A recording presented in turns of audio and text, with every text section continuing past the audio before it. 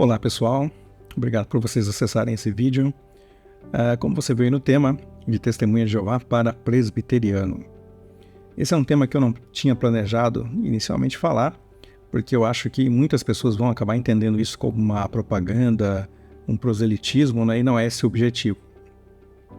Por outro lado, existem aquelas pessoas que têm interesse em saber como é um processo de alguém, dessa transição de fé, né? De você sair de um grupo de autocontrole, de uma seita, e ir para uma igreja cristã tradicional. Então é para essas pessoas, né, que eu resolvi fazer esse vídeo, né, e falar sobre esse assunto, né, que é uma questão da fé particular de cada um, né. Então seja bem-vindo, né, a esse vídeo. E antes de eu falar exatamente sobre isso, né, eu quero deixar apenas um lembrete aqui, né, que o presbiterianismo é um sistema de governo, né, e não uma denominação. Então você pode ter várias denominações diferentes, né, que incluem ali a palavra presbiteriana no seu nome, mas que não são da mesma denominação, tá? Então precisa fazer essa separação aí primeiramente. Bom, primeiro capítulo dessa história, né, é como tudo começou. Então tudo começa lá em 2020, em 10 de fevereiro de 2020. Na noite anterior eu tive uma excelente noite de sono, com uma chuva, né, forte, né, e todo mundo gosta de dormir com o som da chuva, né, dos trovões, né, muito bom. Porém, no dia seguinte, a gente teve aí notícia, né, de que a chuva ela fez um estrago gigantesco na cidade. O que aconteceu resumidamente, né? A chuva ali ela levou árvores, carros que estavam próximos para o leito de um rio que corta a cidade toda. O que acontece é que todo esse entulho, né, ele vem então e acumula numa certa ponte logo no início, onde começa a área urbanizada. Com toda aquela pressão, aquilo forma uma espécie de dique, né, e rompe essa ponte. Então essa ponte vai com os seus entulhos ali, né, percorrendo o leito do rio, junto com um carro, com árvores, e chega na próxima ponte. E aí o processo se repete, né, aquilo forma um dique, né, a água avança para as laterais, rompe essa ponte e assim vai para a próxima ponte, para a próxima. E nisso aí a água invadiu várias casas ao redor desse rio e ao mesmo tempo, né, destruiu dezenas de pontes aí na cidade, tanto na área urbana quanto rural.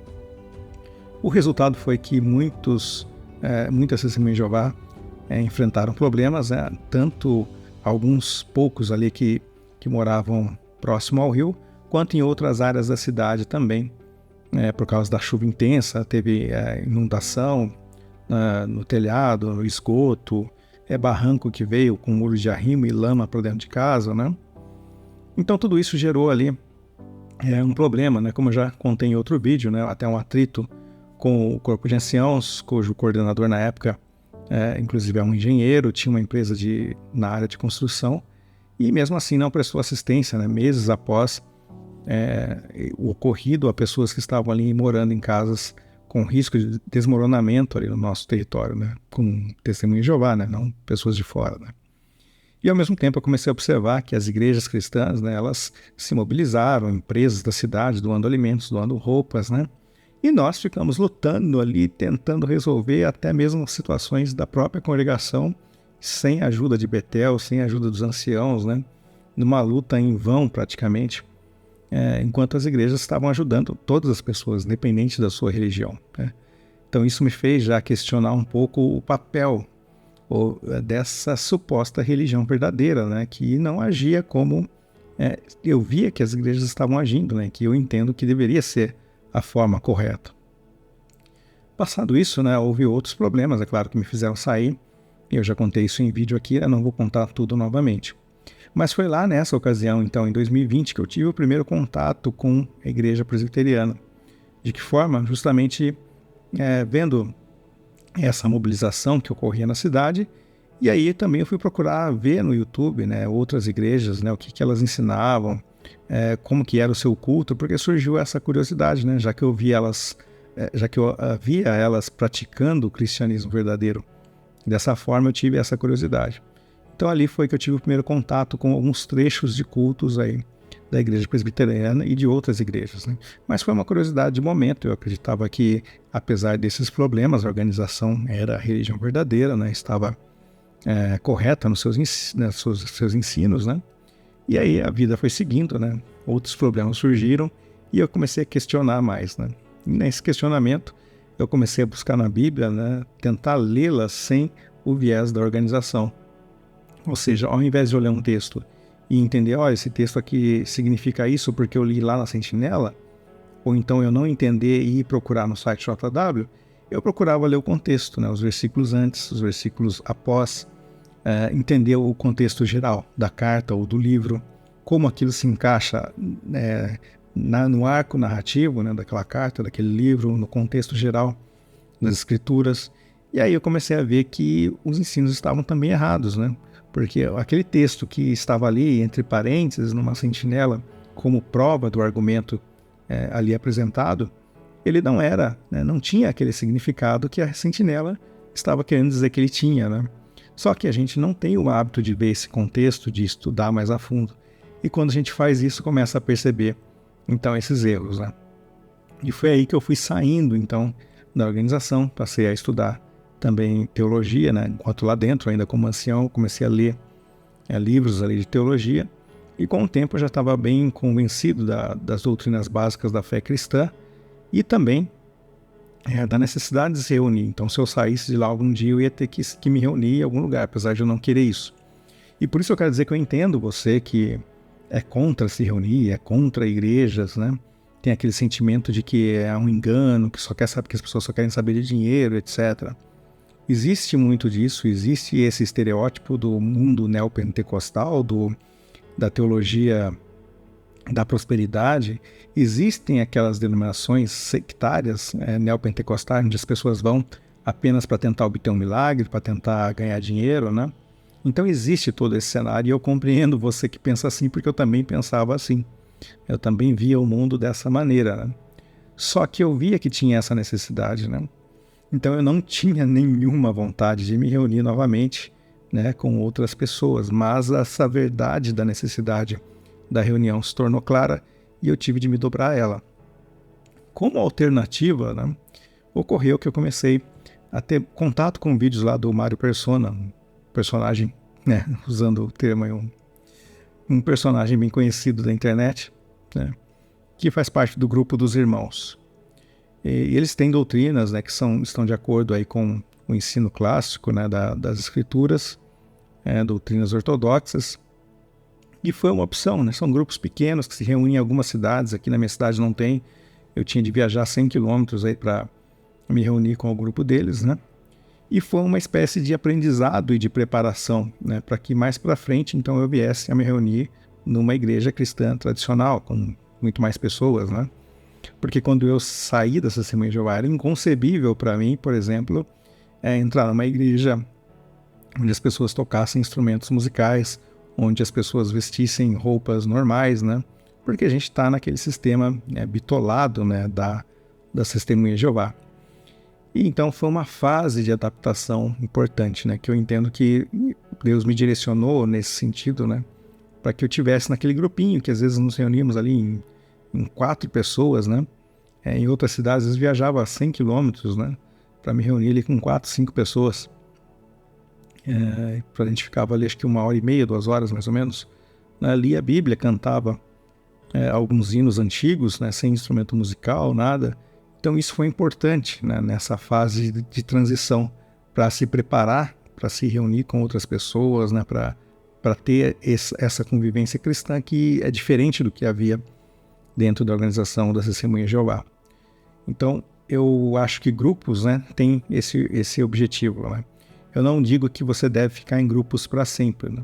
Tem gente que sai e quer montar seus próprios grupos, é legal, desde que você tenha conhecimento para isso, né?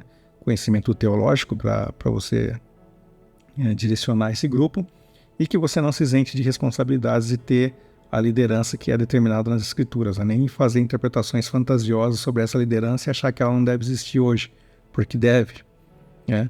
A igreja ela é organizada em estrutura de anciãos, presbíteros, diáconos, né? Servos, use o termo que você quiser, mas é assim que a igreja é organizada. Foi assim lá em Atos, né, que nós vimos, era assim lá em Corinto, em uma igreja que tinha problemas, né, mas a igreja não foi destruída, abandonada, as pessoas não tiveram que ser removidas da igreja por causa disso, né, dos seus problemas. E vemos lá também quando Cristo se direciona às 7 igrejas em Apocalipse, que as igrejas tinham problemas terríveis, né? E mesmo assim, elas tinham essa estrutura, tinham uma liderança que era falha, mas em nenhum momento é dito que as pessoas devem, por isso, deixar de frequentar essas igrejas por causa das falhas dessa liderança. Veja, eu estou dizendo de falhas da liderança e não estou dizendo de igrejas que ensinam doutrinas exatamente opostas a Cristo, né? São coisas diferentes. Uma igreja cristã que é falha de uma seita, né? Que alguém vai dizer, então eu posso ficar em qualquer religião. Não. Você tem que ver o que é correto, né? Se ela ensina as coisas corretas, mas tem falhas, é uma igreja normal, né? Imperfeita como qualquer outra. Agora, se ela ensina coisas erradas, aí já tem um problema doutrinário, né? Pode ser uma seita no caso. Então é um outro tipo de problema que você tem. Muito bem, então, vendo essa necessidade, né, eu tive de me dobrar a ela. E nessa fase aí de cerca de 1 ano que eu fiquei lá, foi importante para ter essa adaptação. Embora visitar a primeira vez uma igreja cristã, né, foi assim, difícil, né? Até por uma questão de personalidade, né? Você entrar num lugar com muitas pessoas, para mim já não é uma coisa muito agradável, né? Por uma questão de personalidade própria minha, né? Mas foi um processo que aconteceu, né? E foi necessário. Bom, então chegamos a uma outra questão, né? Que é a escolha, né? Como é que eu fiz essa escolha? Então, primeiro foi justamente por causa do calvinismo, né? O grupo do Mário, ele tem alguns problemas, né? Uma tendência ali, tendênciazinha ao sectarismo, né? Tem alguns probleminhas ali dentro que são importantes, embora eles ensinem as doutrinas corretas da Bíblia, são basicamente calvinistas, né? Embora eles não assumam esse título, né? Mas do meu estudo das escrituras ali, eu comecei a perceber, né? Quando eu fui conhecer exatamente o calvinismo, foi uma surpresa, porque eu olhei e falei, olha, isso aqui que está sendo ensinado e que é chamado de calvinismo é exatamente o que eu estou lendo aqui na Bíblia, né? É a conclusão que eu já tinha chegado, né, sobre a soberania de Deus, né? Era o que o calvinismo ensinava há séculos, né? E aí eu percebi, bom, então se eu estou lendo, estou estudando e estou vendo que o que eu estudo, o que eu entendi é compatível com isso que está sendo ensinado, então eu tenho que ir para um grupo que ensine exatamente isso, né? E aí eu comecei a pesquisar novamente no YouTube, né? E ver várias igrejas da cidade, né? E vi que a maioria delas tinha muitos problemas, né? Então, novamente, eu entendo quem olha para as igrejas e pensa que isso aqui é uma bagunça, eu não quero estar envolvido com isso. Porque eu sei que o cenário é complicado. E eu fiquei desanimado há algum tempo, né? Cheguei quase a desistir dessa procura, né? Mas aí, quando eu estava realmente para desistir, né? Quando eu já tinha praticamente esgotado, né, as minhas opções, eu me lembrei daquela igreja lá, presbiteriana, que eu vi em 2020, durante a pandemia, que por algum motivo ficou para trás, ficou por último, né? Eu não me lembrava dela. Então eu estava desistindo já desse processo. E aí eu fui olhar. E eu vi, né, para minha surpresa, que eu não entendia nada dessas coisas de igreja presbiteriana, os nomes, né, o que elas ensinavam, né? E aí eu fui entender que eles são uma igreja, né, calvinista, né? Fui pesquisar, fui ver a história, como se desenvolveu, como chegou ao Brasil, problemas, críticas, polêmicas, etc. E eu fui ver que ela estava compatível, né? Ela era compatível com aquilo que eu acreditava, primeiramente com respeito à minha interpretação da Bíblia, né? Que era o calvinismo, né? De acordo com o calvinismo. E também fui ver a questão do culto, né? Que eu achei bacana, como o culto era feito, né? Uma coisa mais séria, mais tradicional, não tem esse negócio de dança, ministério de dança, né? Pessoa dançando lá com um véu, né? Algo totalmente antibíblico. Não tem aquela coisa judaizante da pessoa ficar lá colocando um chofar no meio do povo, colocando candelabro, né? Aquela coisa judaizante. Não tem também o problema de muitas igrejas aí, que é colocar uma longa extensão de música dentro do culto, né? E apenas um pequeno trecho para a palavra.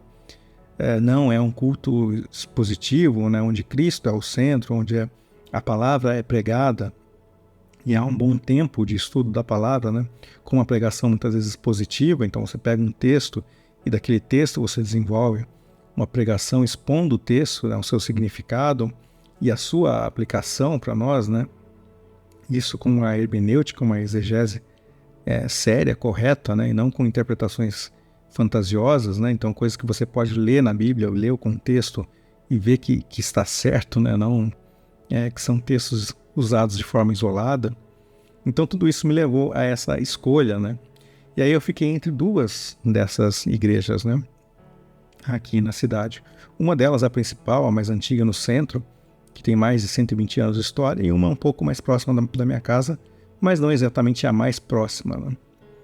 E foi que nessa pesquisa, né? Uma coisa que eu fazia na época é que eu ia além, né, dos vídeos no YouTube. Eu procurava página no Facebook, Instagram, procurava ver o que as pessoas faziam, como era a vida em comunidade nessa igreja, né, através das postagens. E tudo isso para ter um panorama e tentar extrair a essência do que é a vivência naquela comunidade de fé. Então, eu fiz isso, né, e achei bacana. Não sei como nessas pesquisas aí eu acabei achando o perfil do pastor dessa igreja no Instagram e comecei a seguir. E na mesma semana ele fez uma live no Instagram, ele nunca mais fez essa live. E nessa live só tinha eu assistindo, depois entrou uma pessoa. Acho que a maioria assistiu por Facebook e outros canais aí. E eu comentei na live que eu gostaria de visitar, ele me respondeu. E no domingo seguinte eu fui visitar e continuei, né? E estou lá até hoje. Então, foi assim que as coisas foram sendo direcionadas, né? Para mim, eu entendo que foi uma providência divina, realmente, né? Tanto por eu ter observado lá no passado essa igreja, por eu ter observado outras igrejas, né? E ter me lembrado dela lá no finalzinho, quando eu já estava prestes a desistir. Também por eu ter passado por esse grupo aí do Mário Persona como uma fase de adaptação, de treinamento para se reunir com outros cristãos, porque eu não conseguiria de maneira nenhuma sair de um grupo como a Testemunha de Jeová e imediatamente me reunir numa igreja cristã, onde tudo é totalmente diferente, onde as pessoas estão cantando com instrumentos, né? Tudo muda, né? Então eu precisei dessa fase aí de adaptação. Então para mim foi tudo uma providência divina nesse sentido, né? Outras coisas, né, da minha escolha, e aqui eu uso também para explicar um pouco sobre o que é o presbiterianismo. Bom, então como eu mencionei, né, o presbiterianismo é um sistema de governo da igreja, né, e não necessariamente uma denominação. A igreja presbiteriana ela é uma igreja histórica e bíblica. Isso significa que ela tem um longo passado, né, um extenso passado, e também que ela tem a Bíblia como regra de fé e prática. O que isso significa? Que a gente não tem um corpo governante, não tem um papa, não tem uma liderança dizendo no que você deve crer ou não, né? E como é uma igreja histórica, a gente não tem ali novas luzes, né, sendo inventadas coisas novas, interpretações novas das escrituras. Então, basicamente, o que a gente crê vem da Bíblia e está estruturado, organizado na Confissão de Fé de Westminster. Então, essa confissão tem lá tudo que a gente crê, os textos, né, definido ali. É uma forma de exposição, então, da doutrina das Escrituras, o sistema de exposição das Escrituras, a Confissão de Fé de Westminster. Então, já é uma diferença, né? A gente tem uma história longa, uma tradição de conhecimento, que eu entendo que do calvinismo é a interpretação mais correta das Escrituras, né? E a gente remete de João Calvino lá até mesmo nos pré-reformadores, a gente vem em Santo Agostinho e a gente vem no apóstolo Paulo, né, na teologia paulina. Então, a gente tem essa tradição que vem desde lá do passado, como eu assim interpreto as Escrituras, como eu falei. E tem, então, toda com essa tradição, né, não existe esse negócio de novas luzes e nem de uma liderança que fica o tempo todo mudando, determinando o que as pessoas devem acreditar ou não, certo? E é claro a liberdade que você tem em uma igreja bíblica, né, e não numa seita. Bom, o que mais? Né? A presbiteriana surgiu na Escócia no século XVI, né? Portanto tem muitos séculos aí de história. E o presbiterianismo foi o nome dado, né, por John Knox, ou um sistema criado por John Knox, baseado então no que a gente vê nas escrituras, que haviam presbíteros, diáconos, né? Então ele estruturou esse sistema e ele é considerado o pai do presbiterianismo por estruturar esse sistema administrativo da igreja. Da Escócia, o presbiterianismo foi para outros lugares do mundo, né? Foi para os Estados Unidos, de lá veio para o Brasil, através do reverendo Ashley Green Simonton, em 1859, que fundou no Rio de Janeiro a primeira catedral evangélica do país, né, que está lá até hoje em funcionamento. Em outros países da Europa também, os presbiterianos, ou seja, os calvinistas que se valiam desse sistema administrativo de presbíteros, tiveram outros nomes, como os huguenotes na França, onde eles foram perseguidos pelos católicos, e também os puritanos na Inglaterra, onde eles buscavam, né, purificar a igreja anglicana, que eles entendiam que era uma igreja muito parecida com o catolicismo, né? Então eles queriam purificar, tirar toda aquela ritualística que existe no anglicanismo. Então por essa purificação, né, eles foram chamados de puritanos, né? Então todos eles, os presbiterianos, os huguenotes e os puritanos, são nomes diferentes para uma crença que basicamente é a mesma e que se valia, que é a mesma, né, o calvinismo, e que se valia do mesmo sistema administrativo que é o presbiterianismo. Todos eles, né, sérios, né, você vai ver nos puritanos aí o exemplo de fé que eles tinham, né, algo assim que é marcante na história da igreja. Então, são grupos sérios, históricos e que vêm, né, por meio do presbiterianismo, né, que resistiu ao tempo, chegar até nós no Brasil. Bom, continuando, né, o que acontece depois daí é a questão da organização das igrejas, tá? E isso eu acho um outro ponto interessante para a minha escolha, né? A igreja presbiteriana, ela é organizada em presbitérios, né, por meio de presbíteros e diáconos. O que isso significa, né? A igreja se reúne por meio de assembleias e ela escolhe os presbíteros e os diáconos. Para a gente entender, basta a gente passar isso para a realidade da Testemunha de Jeová. Seria como se a congregação se reunisse, os publicadores se reunissem e eles, numa votação, escolhessem quem serão os anciãos e os servos ministeriais. Para você que foi Testemunha de Jeová, você sabe que isso é impensável, inimaginável lá dentro, né? Então essa é uma característica do presbiterianismo, né? Que é essa democracia representativa, né? Em que a igreja, né, os membros da igreja, os membros batizados, eles se reúnem em assembleia e eles votam, eles escolhem quem vai ser ancião, quem vai ser o servo, ou seja, quem vai ser o presbítero, quem vai ser o diácono, né? E esse conjunto de presbíteros, então, forma o conselho da igreja, que tem a liberdade de tomar algumas decisões sobre a administração da igreja, junto com o pastor, que é o principal administrador.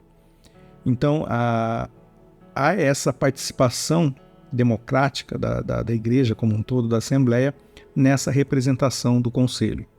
O conselho, ele não é dono da igreja, como o pastor não é dono da igreja, e inclusive para algumas coisas, como por exemplo, que envolvem valores financeiros maiores, né? O conselho ele não tem a liberdade de tomar toda a decisão. Então, algumas decisões são levadas para a Assembleia, né? O conselho leva as opções para a Assembleia, e aí a igreja toda se reúne para tomar uma decisão. E não é como na Testemunha de Jeová, em que todo mundo levanta a mão praticamente por obrigação de concordar, né? Então as pessoas discordam, o tema é debatido, discutido, né? Então não é uma coisa unânime, né? Que é assim que todo mundo concorda 100%. A gente vai ali, vai ter pessoas que vão concordar, vão ter pessoas que vão discordar. Então existe essa representatividade, né, que eu acho muito bacana e que é absolutamente impossível dentro da Testemunha de Jeová, né? Então é um motivo a mais aí pelo qual eu fiz essa escolha. As igrejas, né, são organizadas em presbitérios, que seria mais ou menos parecido com um circuito aí da Testemunha de Jeová, mas não tem o negócio de superintendente de circuito, né, para verificar ali o que as pessoas estão fazendo. Esses presbitérios são reunidos em grupos maiores, aí o sínodos, concílios, e existe o Supremo Concílio, né, que não é equivalente a um corpo governante, nada disso. Simplesmente é um concílio maior, ou seja, uma reunião maior que é realizada e tem, então, representantes de todos os presbitérios ali do país. Então, os pastores, os representantes de cada presbitério, de cada região, eles se reúnem de tempos em tempos num local estabelecido para discutir questões relativas à igreja, né? Decisões, modificações, questões que são levantadas por alguma igreja e precisam de uma resposta, precisam de um estudo, de uma análise. Então, eles se reúnem para verificar isso, né? Então não é um corpo governante que decide. É claro que tem um presidente, né, que comanda ali a organização dessa reunião, né, que preside, né, esse é o nome, né, presidente, que preside essa reunião, esse Supremo Concílio, mas são representantes, né, novamente o sistema representativo. Então ninguém toma decisão sozinho, né? Ou seja, eu participo em escolher os presbíteros participam então como representantes dentro do presbitério, o presbitério participa como representante dentro de um sínodo, de um concílio, que participa do Supremo Concílio. Então essa representatividade vai chegando então lá em cima, né, quando as decisões relativas à igreja são tomadas. Mas notem que não são decisões do tipo de mudar a doutrina, de ter novas luzes, né? Isso não existe. Mas eu acho bacana esse sistema administrativo, né? Existem outros, como o sistema episcopal, né, que existe um bispo que toma a decisão, né? Mas no caso da igreja presbiteriana, né, é o sistema presbiteriano de administração, de presbíteros por representatividade, né, por democracia representativa, né, e que também preza pela autonomia das igrejas. Então, né, dentro do Brasil, na Igreja Presbiteriana do Brasil, ela é declarada como uma federação de igrejas, né? Então, são igrejas independentes, né, que são ligadas a uma denominação, mas elas têm a sua independência ali, né? Elas seguem algumas orientações, né? Por exemplo, uma identidade visual, um logotipo, né? Mas não são ali, não tem aquele tipo de vínculo que tem, por exemplo, as congregações com o corpo governante, com a torre de vigia, né? Com as suas regras. É bem diferente. Os próprios recursos da igreja, né? Eles são mantidos muito mais locais, dentro da igreja local e dentro do presbitério, né, dentro da região, do que para o concílio, né, para o Supremo Concílio, que realiza essa reunião com todos os representantes. Então, esses são alguns pontos, né, que me fizeram ter essa escolha. Outros, né, que eu posso citar aqui. É uma igreja que valoriza, que respeita os usos e costumes. Então, não é uma igreja legalista, não é uma denominação que vai ficar em cima de você, vai ficar no seu pé com o tipo de roupa que você veste, com o que você faz na sua vida particular. A questão da disciplina, ela é equilibrada, né? A gente já falou isso no vídeo lá com o reverendo Luciano. Então, a pessoa não precisa ficar preocupada que vão ficar atrás dela, que vão ficar fazendo visitas de pastoreio, né? Como na Testemunha de Jeová, porque ela mudou a cor do cabelo, porque ela cortou o cabelo de um jeito, cortou de outro, ou porque ela usa uma roupa assim ou assado, né? Então, existe essa liberdade com respeito a usos e costumes. É lógico que tudo, né, tem uma necessidade de bom senso, mas isso é muito interessante, né? A liberdade da consciência cristã valoriza muito o estudo, né? Os seus membros procuram estudar, procuram ser pessoas que contribuem com a sociedade. Então, são pessoas que geralmente têm um nível educacional mais alto, né? Que estão habituadas a ler, a estudar, né? A se portar diante da sociedade, né? Diferente da Testemunha de Jeová, que não leem, né? Leem muito pouco, né? E quando leem são muitas vezes as publicações do próprio grupo, né? Por causa dessa visão apocalíptica, né? De que tudo vai acabar, que você não precisa estudar, não precisa ter um estudo superior, né? Então, há uma ênfase muito grande na educação, em você ser um bom cidadão, em você contribuir com a sociedade, né, com os seus conhecimentos, com a sua profissão. A liberdade com respeito a questões políticas, né? Ninguém vai ficar tolhendo a sua escolha política, né? Se você escolher A ou B, esquerda ou direita, né? Enfim, em muitas questões existe toda essa questão da liberdade, né, que eu acho muito importante, e que há um receio que às vezes as testemunhas têm de se enquadrar, de entrar em uma denominação religiosa, né? E ali dentro a gente tem essa liberdade muito grande.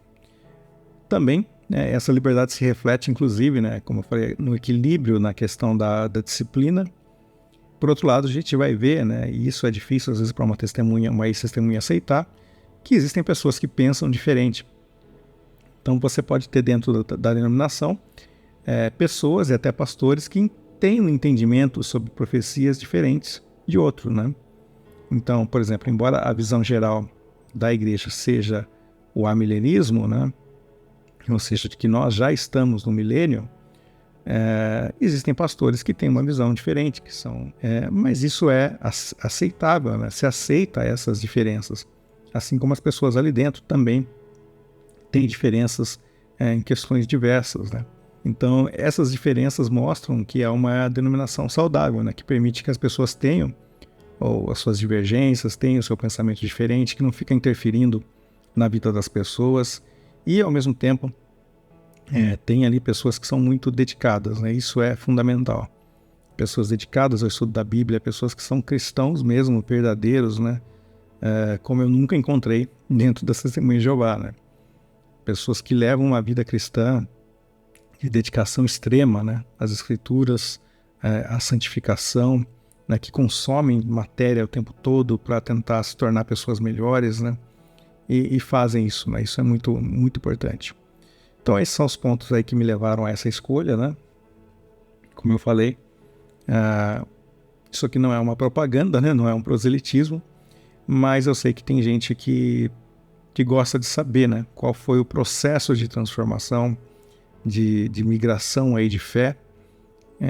Eu particularmente gostaria de saber, né? Se eu visse alguém assim, eu converso, por exemplo, tem um amigo, por exemplo, que é católico, né? E foi Testemunha de Jeová, então eu já conversei muito com ele sobre esse assunto, entender como é que foi, né, essa mudança dele. Eu acho bacana a gente entender essas questões, né, e também respeitar, é claro, as diferenças. Agora, lógico, vai ter um monte de gente que vai discordar e vai escrever um monte de besteira aqui, como sempre fazem, né? Mas o vídeo não é para essas pessoas, é para aquelas que querem ter um conhecimento, ter uma visão de fora, né, de alguém que esteve lá dentro da mesma organização que você, né, que foi Testemunha de Jeová, que viveu as mesmas coisas que você, que ensinou as mesmas coisas, né, que conhece o mesmo cenário que você e que agora está num outro contexto, numa outra fase da vida, né, e saber como foi essa mudança toda. Eu espero que esse vídeo possa ter ajudado um pouco você que pensa em sair, que pensa em procurar uma outra denominação. E eu quero fazer um alerta, né? Eu já falei que isso não é uma propaganda, mas eu preciso alertar o seguinte, que a gente fala de uma denominação, né? Não quer dizer que essa denominação ela vai ser boa em todos os lugares. Você pode ter lugares, cidades, bairros em que aquela igreja específica, aquela igreja local, ela não é saudável, ela tem um pastor ali que não está trabalhando muito bem. E pode ser que tenha uma outra denominação, né, que tenha uma visão, uma visão bíblica, mas que seja boa, né, muito melhor do que aquela ali. Então existem muitas denominações que não são históricas, né, e que têm uma boa doutrina, que têm uma boa liderança, né, e que você pode escolher, né. Então não fique preso a essa questão de denominação, tá? Você pode, inclusive, estar numa denominação hoje, mudar de cidade amanhã, e ir para uma outra denominação diferente, porque aquela que você participou há tantos anos, na cidade nova onde você foi, ela não é tão boa quanto era naquela cidade. Então você vai para uma outra que esteja mais de acordo com a Bíblia, tá? Então não se apeguem a esse negócio de denominação. Isso aqui não é propaganda, não é proselitismo, né? Eu estou dando o meu exemplo, né? O que me levou a escolher, né? E a única coisa que eu recomendo para vocês é que procurem isso, né? Procurem denominações que sejam mais sérias, históricas, né? Não procurem coisa perfeita porque não vai existir. Mas você pode achar sim denominações que levam a sério a palavra de Deus. E esse é o meu objetivo, né? Eu encontrei aqui. Se amanhã eu for para uma outra cidade e não houver, eu vou para uma outra denominação e tudo bem, né? E vida que segue. Ninguém vai ser apóstata por ter mudado de denominação, né? Então, muito obrigado por você assistir esse vídeo e nos vemos aí nos próximos.